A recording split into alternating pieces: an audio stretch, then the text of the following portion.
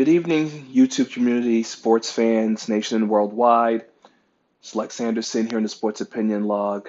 And in tonight's video, I'm going to discuss what had occurred earlier this week, where we lost a true legend of the game. Frank Robinson passed away on Thursday at age 83. So I would like to start this video for taking a moment of silence to a true legend and pioneer of the game.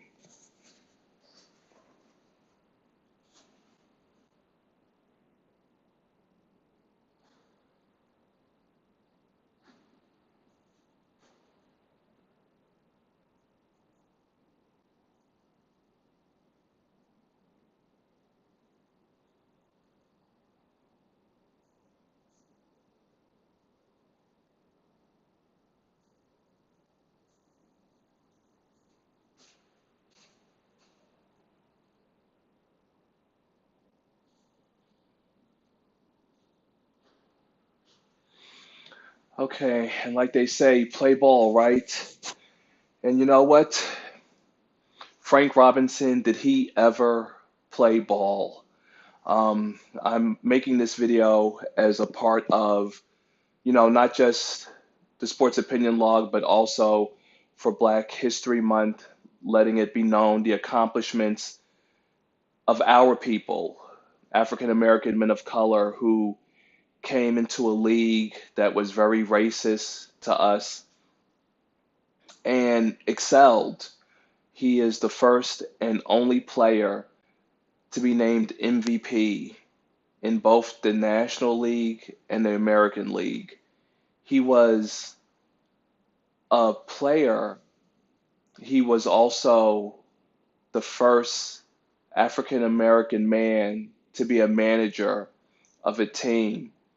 And he did both jobs, active player and a manager. And I feel that being the sports historian, I have to make this video so it can be looked upon in the future, today, tomorrow, but down the line, I, being a man of color, have to make this footnote in history, the contributions and the skill set of the now late Frank Robinson. So I got my notes here real quick. He hit 586 home runs. Again, he became the first African American manager 30 years after Jackie Robinson had broke into Major League Baseball. And when I say broke, I mean broke through the color and racial barrier of baseball. And he did pass at his home in Los Angeles. Um, just amazing numbers. He played for 21 seasons, the majority of them with the Cincinnati Reds and Baltimore Orioles. He won baseball's Triple Crown in 1966 with 49 home runs, drove in 122 runs, and he batted .316 in his first season with the Orioles, and he helped them capture a World Series for the first time in the history of the franchise. He batted at least 300 in 9 different seasons, had 2,943 career hits, drove in 1,812 runs, and played on 5 pennant-winning teams. And he was elected to the Baseball Hall of Fame in 1982, his first time on the ballot. A little history about his life. He was born August 31st, 1935 in Beaumont, Texas. Grew up in Oakland, California, the youngest of 10 children. He played baseball at McClymonds High School in Oakland, where he was a basketball teammate to Bill Russell. How about that?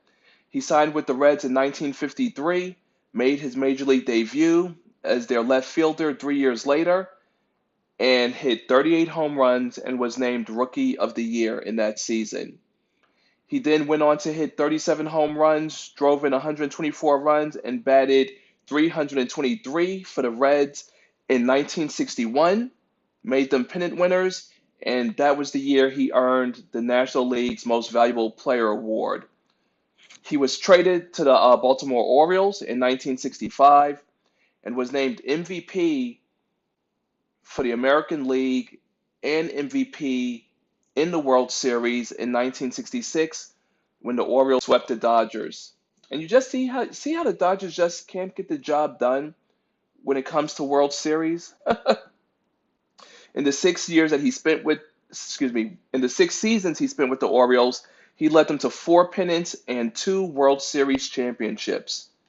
He also has statues erected of him with the Orioles, the Cincinnati Reds, and the Cleveland Indians.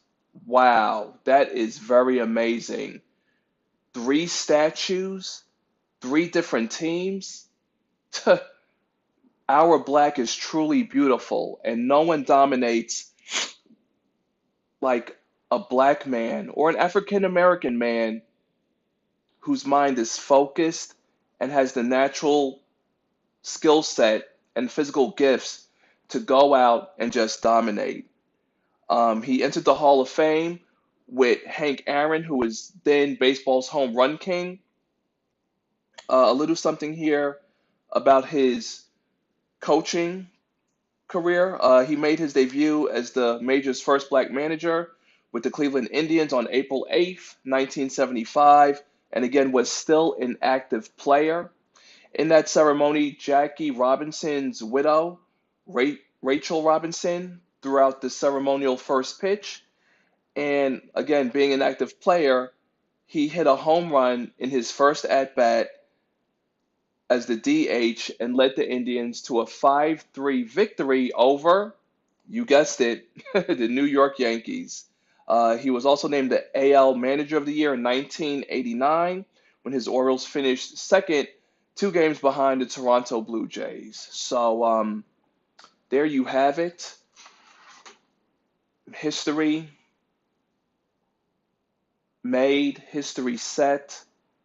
I presented to you, the fans, the viewers, the YouTube community, sports fans nation and worldwide, my offering to you in the annals of history, the great, well, the late, but great Frank Robinson and his accomplishments. And me making this video is going to actually, this is actually going to be a two-parter. The second video, I'm going to discuss why there's a lack of African American men playing the game of baseball today, as it is 2019, and it's not looking that good.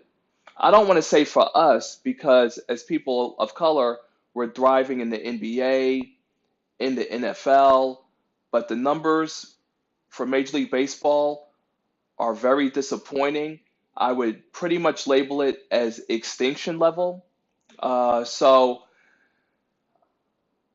you know, I'm not going to get into the usual theatrics because, you know, being a fan of the game, my love for the game, being a sports historian, I just wanted to put this out here for people to see. So do what you wish. If you've gotten this far in the video, you already pretty much know what I'm going to say, which I'm not going to say because this isn't about me. It's about Black History Month. It's about one of the greatest African American players, if not Major League Baseball player of the time. I mean, like a manager and an active player. Will we ever see that again? Probably not the way things are nowadays with this day and age in society. So, Frank Robinson, thank you for your contributions to the game and being a pioneer in terms of showing that African American men can be more than just players. We're smart, we're intelligent, and we can manage and coach and work in the front office. Thank you very much for tuning in. I'm signing out.